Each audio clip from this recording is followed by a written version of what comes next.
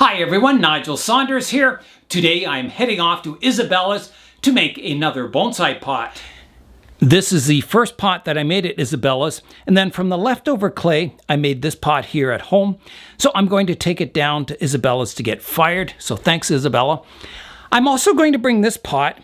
I was thinking I want to get that kind of it's African look to it. I'm planting my African ficus in it, and I was thinking I would like the pot to be maybe a little more reddish colored. So I'm going to see if I can get like that iron oxide glaze put on it.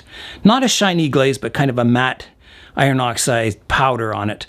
And yeah, hopefully it'll give it kind of that reddish earth tone that you see in some of the pictures of Africa, that reddish earth. And I think it'll look really good with the Natal ficus. The pot that I made at home here, as it dried, it kind of got a little bit of a bow to it. It kind of warped a bit. It still looks quite attractive, but yeah, there's not much you can do about it. It's just the way the clay dried. So hopefully next time we see this pot, it'll be fired up and looking good. I'm off now to go visit Isabella's pottery studio, so here I go. I am here at Isabella's. Hi Isabella. Hi Nigel, thanks for coming, nice to see you. And you've got some new pots over here that I was just fascinated with. Yeah. They're just fantastic. So check this out. So here's a black unglazed clay with a dragon sculpture. I made this for my blue tip juniper that I trimmed in the fall, and I'm going to repot it in the spring. We'll see if it works. It might be too much because it's just a small juniper. I feel like a tree with a trunk like this would match, but I don't have a tree like that right now, so the juniper might grow in it well though. It's just a work of art, that pot. I just keep it on a shelf and without the tree. Yeah. Yeah, it's hard to match the tree, I think, with something like that, right? Because it's already, there's so much happening. But I think, yeah, as you say, like something with a substantial trunk kind of leaning off this way. And yeah, my juniper is growing this way, and it actually like looks very much in that shape, but kind of goes like this. Yeah. So I think it will look fine. Well, we'll see. If it doesn't fit, then I'll have to use a different pot. That is just a beautiful dragon. Really nice. Black dragon. And this is the Zen garden. The Zen garden. You can make some designs, Nigel? Okay, can I try? Yeah. All right. Oh, this is... I've seen videos on this, and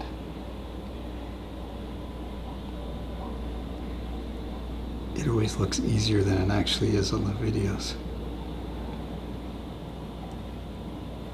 It symbolizes that one thing affects another thing in life. Everything you do in life affects other things. So all the ripples intersect eventually, and It's all connected.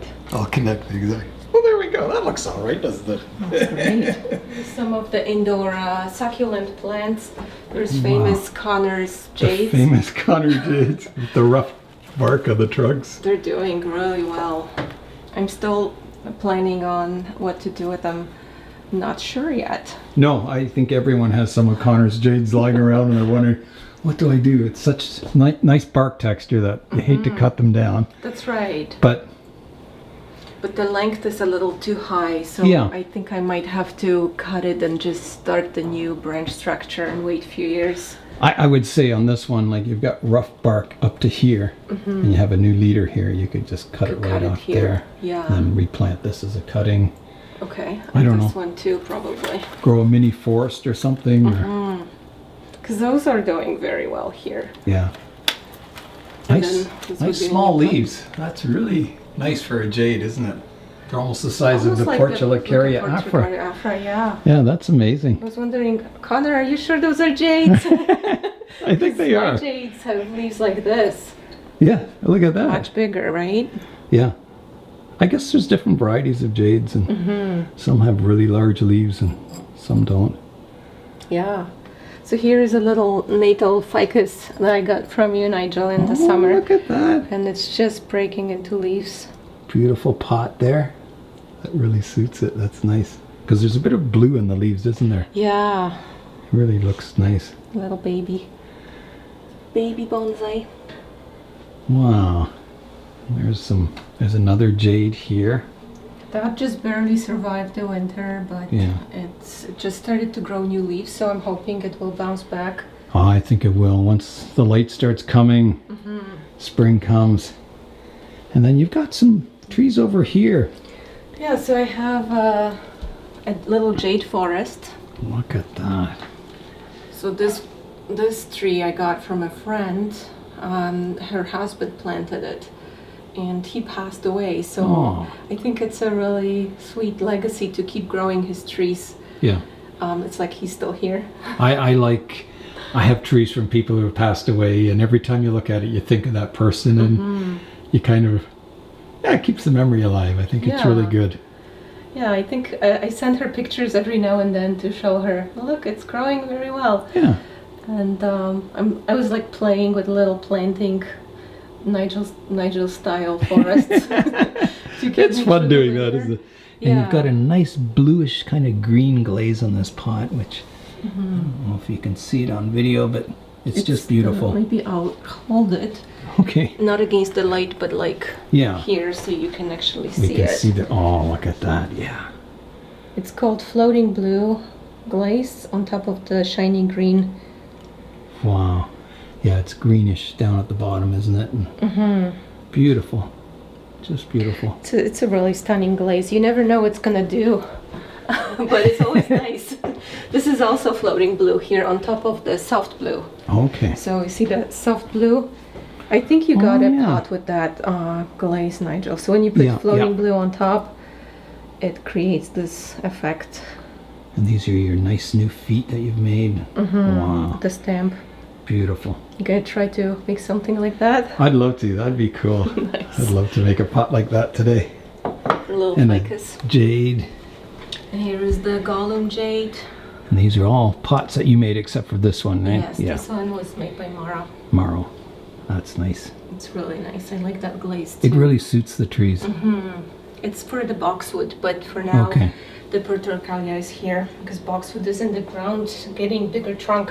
Yeah. Well, that's wonderful, Isabella. We're down in the studio, and I'm going to show you some of Isabella's pots because they're just fantastic. So these are the ones that are for sale on your Etsy store, right? Yeah, they're on the store already. So there's some round ones. Beautiful matte glaze on that one, isn't it?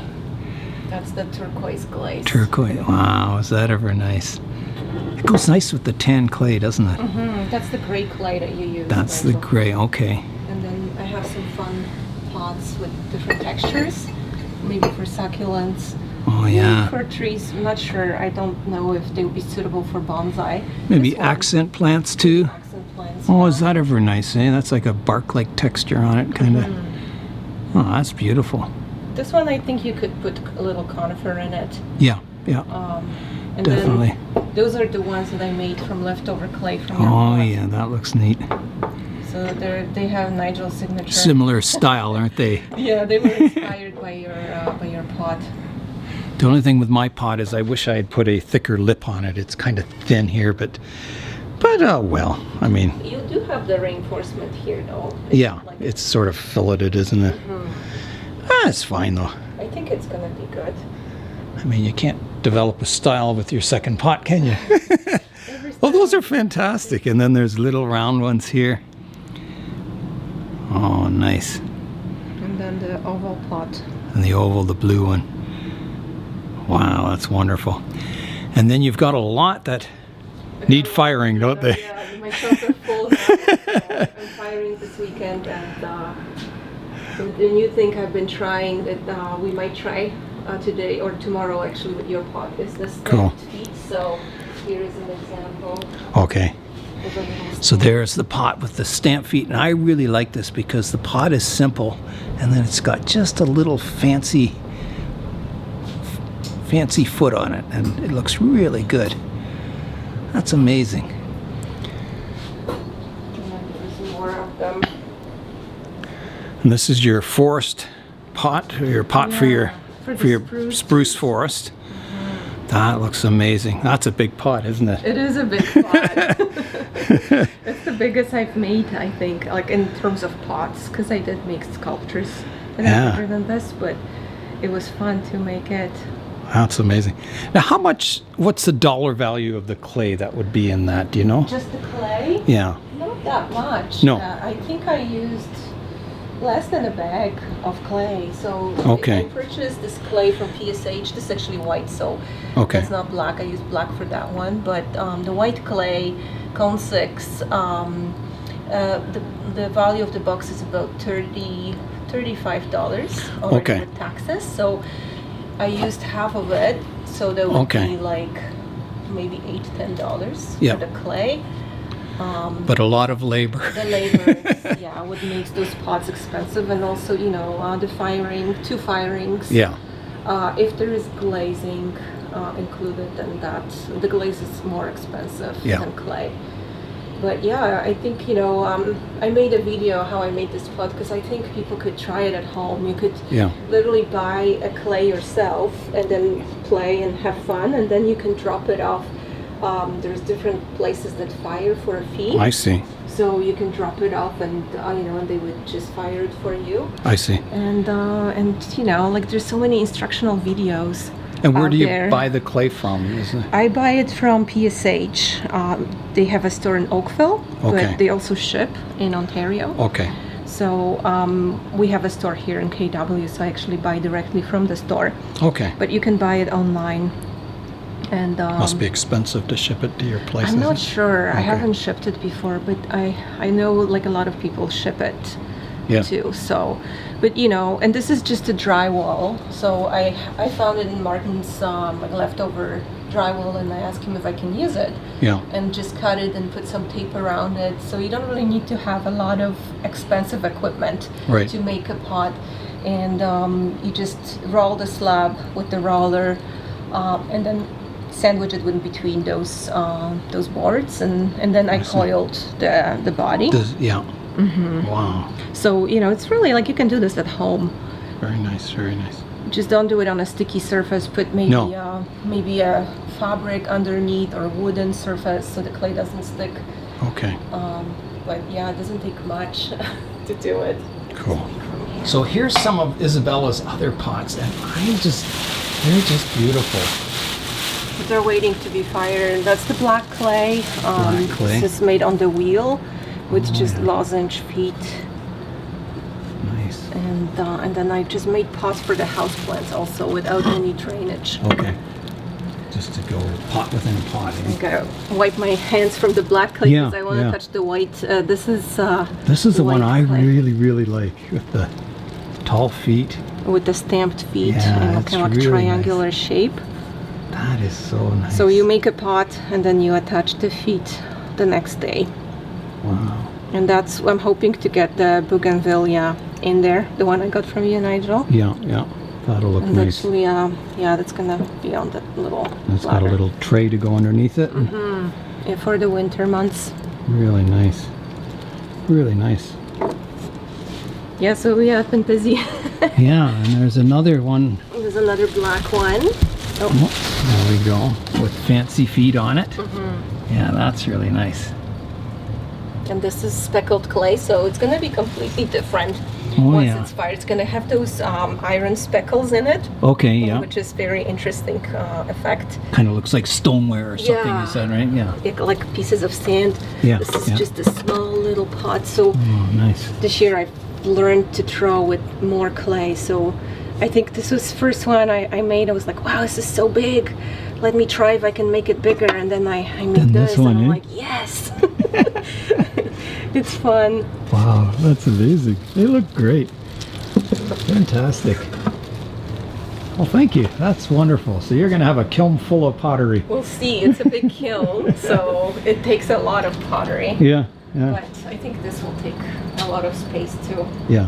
Oh, that's nice. And I didn't show this one. This is fantastic. This is like a houseplant Look pot at that. Wow. I made for my goldfish plant. Yeah, that's really nice. Beautifully made. Okay, so this is the clay we're going to be using. Okay. I want to show your viewers. This is 500.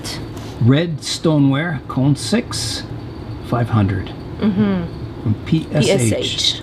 Nice. And where, do you know where this clay comes from? Like, is it from Canada or is it? I think it's from Canada. It is an Oakville company, so I'm not sure where they get all their raw materials from, because they do mix it. They have a recipe. They get like dry ball clay and different, fluxes in it, and they mix it to have this always consistent recipe, because it has to be known to like what is it gonna do after firing, so that the clients always have the same results with the glazes. So they actually, like, it's not like they take the clay out and sell it. It's they make it. Well, I've seen charts online that show the same glaze and how it changes color with different temperatures, and I thought, holy cow, is that ever tricky? It is, and they actually, like, I talked to a person there. Obviously, there's an address here. Okay. Let's see, Spears. Oh yeah, here it is. And the website psh.ca. psh.ca. Okay. So if you want to order some clay, you can order it off the website or go down and visit them. They're really great. There's a phone number too. Yeah, they are very helpful too. If you call them and have a question, they will help you out. Okay. Well, they fix my wheel also. Like, they do all sorts of things. Yeah. Oh, that's wonderful. So yeah, but the lady told me that they actually, like, once they have a batch mix of clay, they still have to make all the samples in the studio just to test it if it's still consistent. Wow. Because sometimes the small fluctuations between the batches actually change the results. Yeah. So they constantly test it. They have a person dedicated to making the test tiles and trying different glazes to see how it turns out on the clay, which is it's really cool. So Isabella is going to demonstrate making a pot on the wheel, and then I'm going to attempt after to make my own. So it's going to be very interesting. So this is my learning. So I'll video a bit of both, and we'll see how they turn out at the end of the day. So I'm now just determining how much clay I'm going to need for my Brazilian rain tree pot. Okay. What size would you say, Nigel, would be good for it? Like 9-inch or? I would say something that size, or is that too big? I don't think that's too big. Too small? I'm thinking a little bigger in diameter, but a little shallower than that one. Okay. But not much shallower, just a little bit.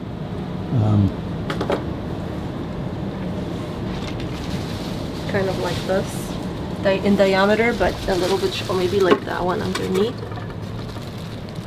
Yeah, I think that would be perfect. Okay. Just a little bit shallower than that. A little bit shallower. Yeah, okay. I think that's a good diameter. Nice. Because they do grow fast. Do you think I should do the stamp feet? Maybe not. It's up to you. Yeah, I kind of feel like I want a simple. I think it would look nice. With the stems? Yeah, I think so. Okay, maybe I'll do it then. I think it would match the foliage on the tree, because it has very fancy foliage. They're almost like dragon scales or something, and I think something like that on the feet, some fancy feet, would really tie it all together. I think it would look like the pot was just made for the tree. I think I'm gonna do 4 So this pounds. is just something you know how to do, the weight of the clay versus the size of the potting. Yeah, to be honest, I'm not really like an expert in this field. I'm still learning, because wheel work is not something I do most of the time, but I think 4 pounds would be maybe not enough, actually. I feel like yeah, now that I'm looking at this clay now, I think we should go with 6 pounds. Isabella has a YouTube channel, and I see this in the background all the time. It feels like I'm in one of her videos. Yeah. And what's your channel name, Isabella? Gaean Gardens. Gaean Gardens. Yeah, I'll put a link in the description below if you can check it out. It's a good YouTube channel. Thanks, Nigel. Let's see with 6 pounds. Okay. Well, if I'll be able to do it today. Yeah, there we go. 6 pounds right 6 on. pounds. Look at that. Wow.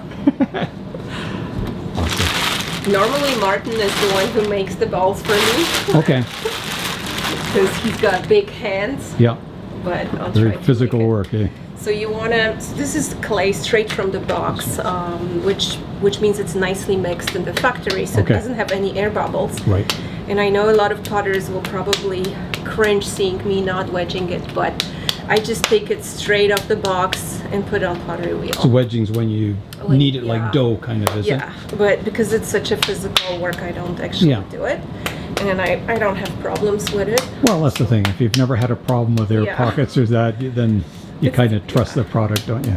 Yeah, I think this clay is good quality. Like, it doesn't have any air bubbles. Yeah. So when you're gonna try to pot it into a round shape, see how I'm first doing the corners and the edges, just softening them up gradually, because you don't want the clay to fold over itself, because that's where the air gets trapped. I see. So it's a gradual process getting it into a round shape. Yeah, I should get Martin to come and do it. He's so good at this. Yeah, let me see if he will be willing to. Just for now until Martin comes, and we'll get you, I would say 2 pounds. Okay. So I'm going to try and make a pot similar to Isabella's over here, this one right here, because I really, really like it. So that's what I'm going to shoot for. So she's just measuring out the clay. A little bit over 2 pounds. Just over 2 pounds. Okay. Yeah, because you're gonna be adding the feet. So normally, if you carve the feet away, you need more clay because you have to leave at least like 2 centimeters on the bottom, like a thick bottom. But because yours is gonna be added later, we're just gonna have about 5-7 millimeters bottom. So that should be enough. Like if you try to imagine. Yeah. You know, spreading this clay over around this size, that should be enough. Okay. And then you're gonna pot it into a ball. Cool. Okay, sounds good. Maybe you and Martin will do it together, and I'll film you guys. You can show me. Okay. Sounds good. He's really good at it. All right. Hello, Martin. Hello. Martin helped me put the greenhouse together. You may remember him. So now he's helping with the pottery. So you'll see his hands in some of Isabella's videos. Wow, he is good at this. Right? Like you could see how I was just like hiding it so slowly. For Martin, it just comes around. So you're careful not to fold it over on itself. And is the idea to make it a ball or like a cylinder? A round sphere. A sphere, okay. Wow. This is almost like music. You could do a rap beat to this. My name is Martin. I like to rap. I'm going skating in 5 minutes. Just to allow the clay to adhere. Okay. And I used to throw it, but it's actually really difficult to throw it and aim right in the middle. So I found that actually if you just place it and then you catch it right away, then it sticks. So I'm holding one hand on top and I'm trying to like first seal it, so see that little pinky finger seals it so the clay doesn't fly away. And now we're gonna center the clay. So going full speed with a lot of water. I'm pressing from the top, but actually not straight down. It's more like I'm pressing from my torso towards the middle of the wheel to press those clay particles. Sorry, this is like a really loud wheel. But you're trying to press those particles of clay into the center. I see. And this hand is more to support it and to keep it in place. So it's very important to stabilize your body, rest the elbows on your lap, and then I'm actually not very strong in my upper body, but my core is okay. So see, like I'm able to center it just by using my body, my core. And it doesn't matter what shape the clay is at this point in time, right? So it's supposed to be like a dome shape. Okay. Kind of like that. So, and then I'm alternating, bringing it up a little bit, like holding 2 hands on the side. And squeezing it into a cone shape. I see. And then, Just trying to stabilize it. yeah, see how it's wobbling? Yeah. Because it's still off center. So as I'm pushing down now, you can see how it's starting Yeah, to it's just smoothing out. fall right into where I want it to be. So because I'm making a large pot, I'm going to create a donut shape that's about the size I want. So I think we were saying like that big. I see, yeah. What do you think? I think that's good. So I'm not going to go all the way yet because I still need to open it, but so the first stage is to get the clay to be uniformly distributed from the center, I see. and like I don't want to feel any wobble because that's trouble. Wobble is trouble. Okay. So I have the sponge with water, which is a new thing I started to do, and I actually like this because when it gets, I feel this clay has a lot of sand in it, so it's a little gritty. And if it gets dry, it's gonna rub on your hands. So it's nice to keep it moisturized. Never thought of that. It's like sandpaper, isn't it? Yeah, exactly. You'll feel it in a sec. So just still centering. Does that warm up at all, the clay? Or? Yeah, it's starting to get really hot. I think that's about the way I want it to be. So the next step will be to open the clay up. Because it's so big, it's a little different. So which, is this the top of the pot or the bottom? This is the top. That's the top Yeah, of the this pot. is So the bottom. is So just you're throwing it the pulling it right out. side up. Just so, like now that I run the wheel, I can check if I have any wobbles anywhere, but no, it's looking good. I see. So when I was centering it, I already kind of opened it a little bit, but I want to open it even more. So to open the clay, you start from the middle, and then you're pulling it towards Pull out. yourself. Okay. And then always have this hand to support it, stabilize to it. stabilize it. So it's pushing against your hand. Yeah. Otherwise it will just go all over the place. Yeah. You can get off center very quickly. Yes. So I like using sponges for this so that I don't ruin my fingers, my joints by pressing against this mass. And the sponge is nice because it helps to do it that way. How much force does that take? Are you pulling quite hard or? Yeah, at this point I am pulling somewhat hard because I have to work against the clay a little bit. Yeah. So when I have this opening here, I'm actually gonna measure to see how far I am. So see, I'm you're about done. this much in, so I can go a little bit more. This much. Yeah, and I'm gonna try to bring this in. So I'm actually going to push it more to the side. Okay. And I made a boo-boo. It'll all be fixed.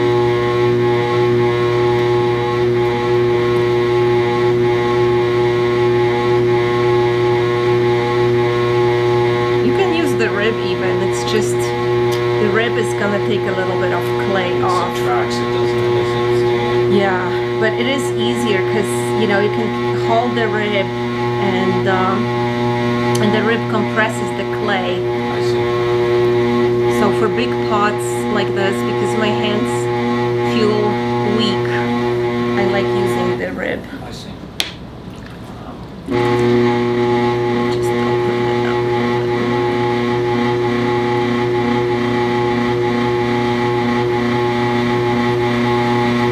So as I'm going outwards, I actually have to decrease the pressure because the way it works is like you press a lot here, but then the force of the wheel causes it to shoot outwards. Yeah, it's rotating more the other way, isn't it? Yeah, so you don't have to press as A hard. little bit of input does a lot at the edge. That's right.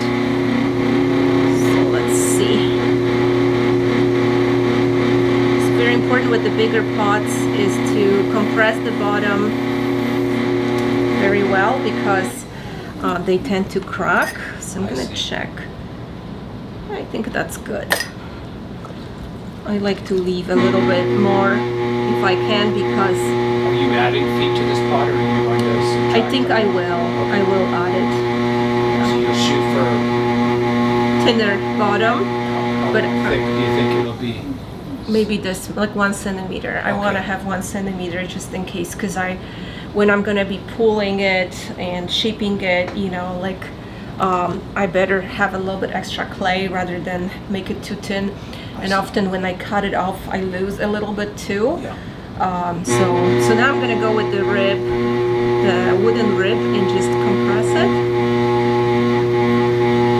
So just gently pushing down. Mm-hmm. Going like from the center out and back.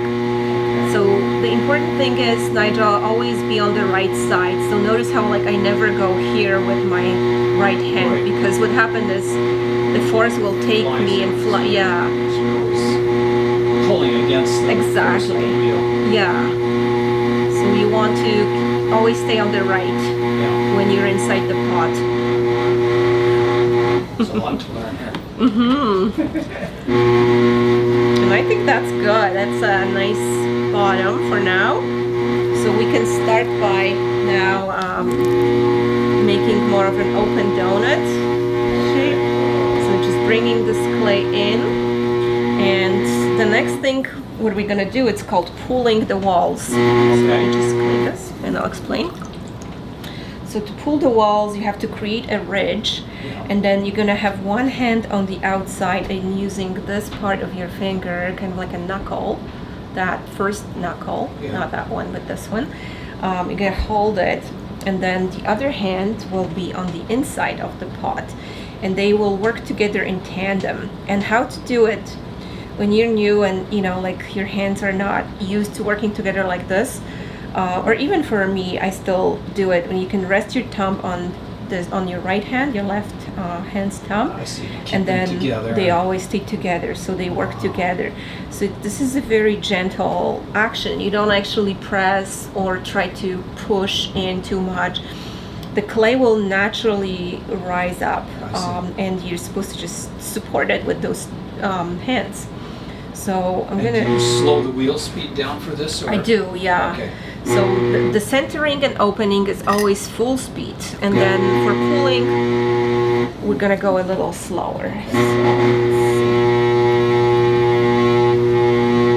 So see this here.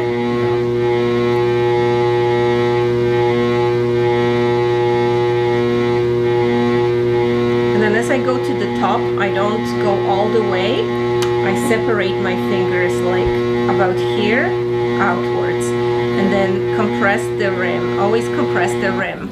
And remember when I was mentioning to you, I always try to keep it more enclosed until the very end.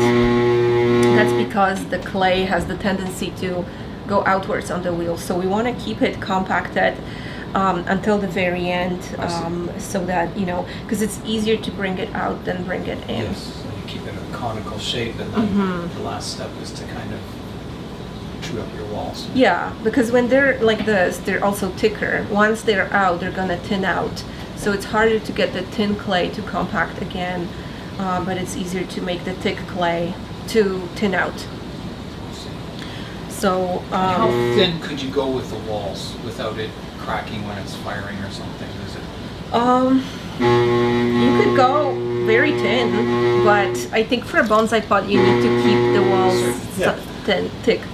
Just because for the durability reasons, like if you have if you're making a dainty porcelain cup, you want it to be super thin, and there's a lot of potters at our workshop who specialize in making those super thin walls, and they're able to like make it light.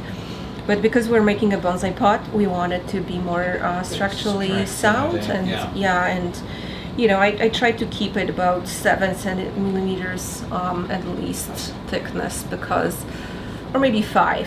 I would say 5, but for the lip should be thicker, because it's very, like you were saying about your pot, you know, it got too thin, then it's more likely to crack.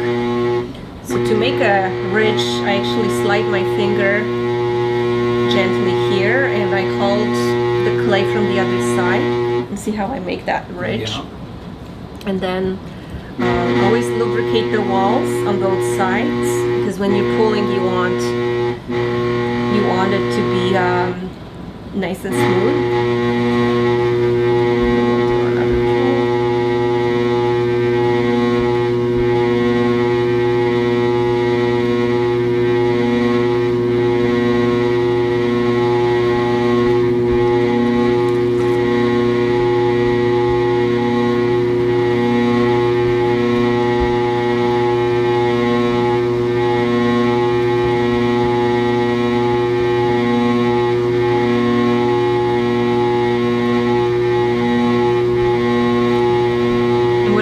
That height, is it good or too high? I think that's good. Okay, so Not too shallow. Or... not too shallow. Yeah. It's probably 1.5 inches, I would say. Yeah, I think that's good. So now I can shape it. So actually, see now it's very easy to straighten those walls. You just hold the rib, Yeah. and then going from the inside, you can push it outwards.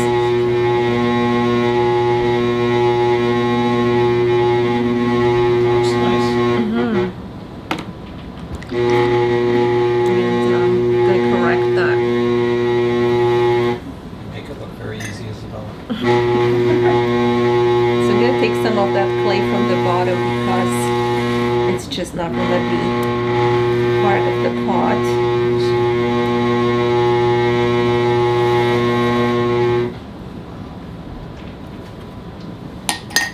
And then let's try this again. I feel like it's quite thick.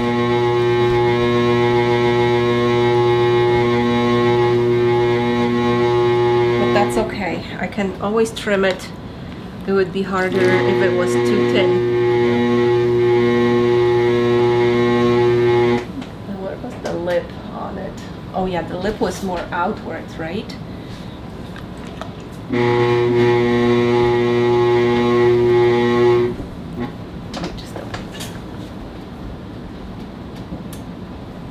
No, the lip was flush on it, right? Or was there? Looks flush.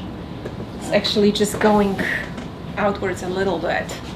Yeah, just had a bit of a taper to the top. A little bit of taper. Okay, so how are we gonna do I this? think that looks about the right size for it. Yeah. That'll shrink 10%, right? Mm-hmm. Yeah. It will. Not too small. No, I think that's a good size for it. So now I'm gonna try It's a lot to. bigger than the container it's in, but I think it'll quickly grow over the summer. Yeah. So I'm gonna just push it outwards a little bit. And maybe hold this rib for reference to see.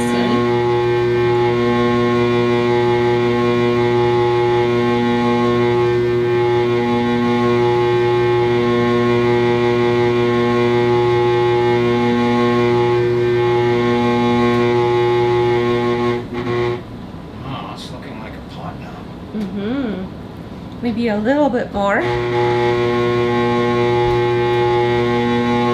using very slow speed here. Very slow speed and like almost no pressure. Yeah. So you gotta go slow to get to that angle that you want to have. Looks really nice. And just look at it from the side. Well, it's barely. It's like from the top, it seems like it's flaring, but it's not. No, it just says it comes up parallel and then it flares out just nicely. It's quite nice. Do you think I should go a little bit more outwards? Just a little bit. A little bit. That's probably good there. That's good now, yeah. So now I'm gonna just make sure that I stabilize that lip.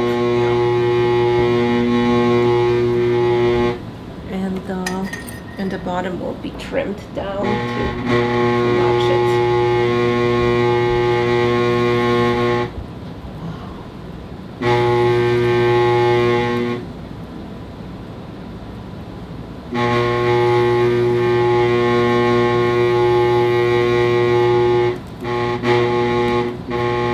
That really makes a difference trimming the bottom. It makes the pot look shallower. Mm-hmm. Before it looked quite high, and now it's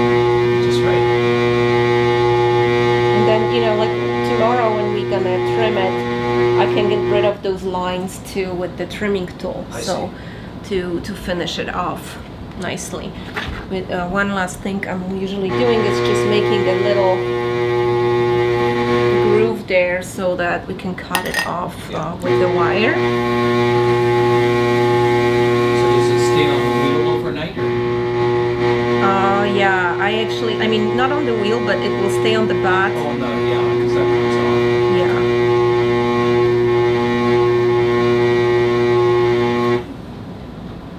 Little rain tree. Wow, that's a nice sized pot. It's pretty good. Yeah. Yeah, I like that. It's similar to that pot I made for the bougainvillea. Yeah. It's a nice shape. I like that. Okay, Well, so this is gonna stay. That was fantastic. You made it look so easy, but it looks I'm very nervous now. It wasn't easy because there was a lot of clay. Yeah. I actually struggled a little bit with the amount of clay, but it worked, so thank goodness. I never thought it would be so difficult to throw a pot on a wheel. It looks very difficult. It looks Yes. like there's a lot of skill and technique. Mm-hmm. Wow. But yeah, I know what you mean, but if you don't try it, you won't know. That's true. Yeah. And just doing a little bit at a time, you eventually learn. So of course you can't learn all of it at once. It takes time. Yeah. So at first try it. You said it takes about 2 years before you get good at throwing. At centering. Centering, Yeah. Centering is the most difficult part of throwing. And then very difficult. After it's centered, keeping it centered, it's another challenge through the whole process. So, Well, thanks, Isabella. That was a wonderful demonstration. You're welcome.